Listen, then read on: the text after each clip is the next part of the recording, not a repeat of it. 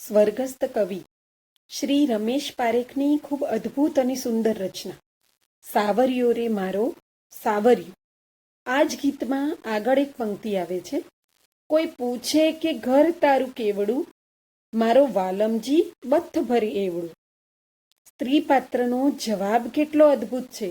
જેટલા વિસ્તારમાં, જેટલા એરિયામાં મારો વાલમ મને સ્નેહ કરી શકે, મને બથ ભરી શકે, બસ ઘરનો એટલો જ એરિયા, એટલો જ વિસ્તાર એ મારું ઘર, અને બાકીનો બધો જ વિસ્તાર એ મકાન.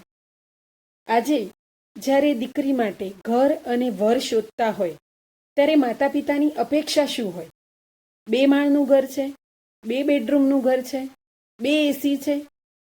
પણ વિચારવાનું એ છે કે આ બધું મેન્ટેન કરવામાં, આ બધું સાચવવામાં ક્યાંક દીકરીને બથ ભરવાનું ના રહી જાય.